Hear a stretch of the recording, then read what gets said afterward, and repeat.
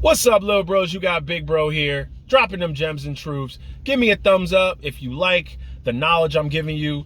Oh, and before I begin, shout out to Camarillo Anthony from Houston. I will definitely make a video, of your request of talking about, credit card myths and truths. I will definitely make a video on that in the future, so stay tuned.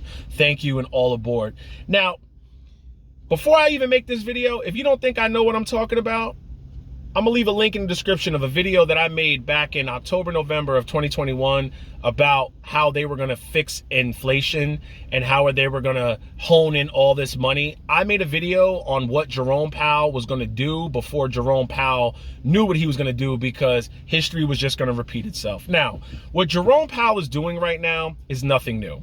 What he's doing right now is trying to play God over millions of Americans of where he thinks of what he thinks we're gonna do. Alan Greenspan played this same game, and then he got it wrong, and 2008 happened. He allowed banks to give all these predatory loans out to people who he knew did not qualify for them. People like to say deserve. No, there's no such thing as deserving a loan. It's if you qualify for it. Makes no difference what color you are. If you qualify for a loan, you should get it. But what happened was a lot of people did not qualify for these astronomical ninja loans, and they got these loans, and banks knew they wouldn't be able to pay these loans once interest rates went up, or all these variable interest rates, and a lot of people became homeless and got screwed. Now, the Dodd-Frank Act, that was passed in 2010. And anybody that bought a house between 2009, 2010, 2011, 2012, trust me, I know. In 2011, I was buying a multifamily, I was buying a two-family. You pretty much had to give blood to get a loan for a home. Meaning, I had to get letters from my job proving that I was permanent. I had to get letters from the head of my peer. I had to hand over all my investments.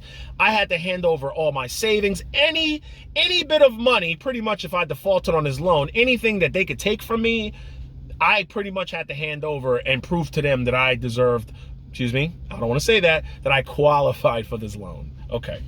Now, you fast forward to 2018. It was repealed. Pretty much banks got to do what they were doing prior 2008 that caused 2008 housing crisis, meaning they got to start giving loans out to people who might not even qualify for them. Now, here's how I know for a fact banks are not checking. I went for a loan recently for a Shelby GT 350 or a Porsche 911. It really didn't even make a difference. I just, I filled out the credit app through a bank of my choosing. I'm putting down $0, $100,000 loan. I filled it out where I work, years of service. They didn't ask how much money I have in the bank. They didn't ask for any banking information. They pretty much are basing everything off my credit history. So they said they'll let me know in 24 hours if I was approved. I was approved in 6 minutes for a $100,000 auto loan with no money down.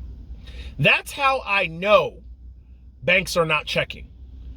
They didn't contact my boss that quickly. They didn't contact the head of my peer. They didn't even verify my wages. They just went on word of mouth and my credit of how much money I need, and they're giving it to me. How many other people you think are actually lying up here? I actually told the truth on how much I make, how many years that I've been living at my current address, how many years I've been at my employer. People are lying up here. People are lying. And they're getting loans for these astronomical amounts. Now, here's the thing. You want to pay off credit card debt. Here's why. Your car, if you lock in a fixed rate, you're fine. It's not going to go up. Your house, it's not going to go up. But everything around you will. Brakes on your car, that's not set in stone. That's going to go up. Gas is going to go up. We already seen that. Parts to fix cars, alternators and all that, that's going to go up. So people who can barely afford these cars, if your car is not in warranty, how are you going to fix a transmission if you don't have a warranty? All these people who locked in a fixed interest rate on your home, congratulations. But what happens if your roof starts leaking?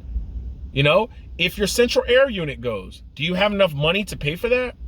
This is why paying off your credit card is the most important thing. Because if you carry a balance, you're being affected by Jerome Powell trying to be the mad Frankenstein scientist. Because when he's playing with these interest rates, your balance, your interest on your credit card, if you're not paying it off, you're being affected. You don't want to lose your job, and here's why I bring up losing jobs. Jerome Powell is not happy. He's not happy that he's raising interest rates and people are still buying. He's not happy. He wants people to stop buying. He wants people to start losing their jobs so they can start the whole hamster all over again. People start losing their jobs, we go into a depression, and now they got to bring down interest rates to stimulate the economy, and they got to start giving stimulus, and we start the whole process all over again. It's rinse and repeat.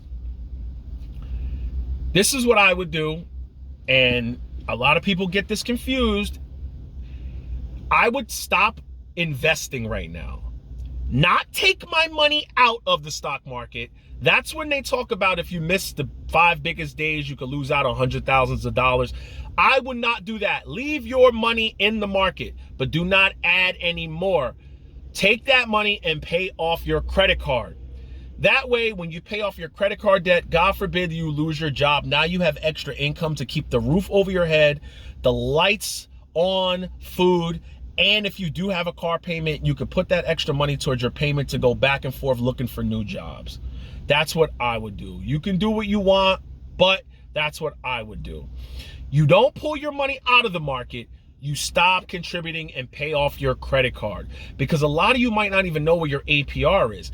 Take a look at your APR. I guarantee you it's like 12% or 20% or 25%. You want to pay that off. A credit card is very dangerous if you don't do it the right way. Why do you think credit card companies can afford to give out so many perks and miles and bonuses and free hotel stays? Because what, like 1 out of every 20 people pay their credit card off on time? So that's what I would do, blockers. Pay off your credit card, and when you have no credit card debt, you'll start to see you can breathe easier. You can start to see you can invest more. Imagine you're paying the minimum of $400 or $300 or $200 on your credit card. Imagine if you ain't got that no more, and now you can put that money to pay off your car. Now you pay off your car, now that money on your credit card and your car, you could put that in the market, or you could split that in half, put half in the market and half on paying off your mortgage. Hey, but what do I know? I'm just a high school dropout from New Jersey, as my man Star from Star and Buck Wild would say. Now, no regrets, get it.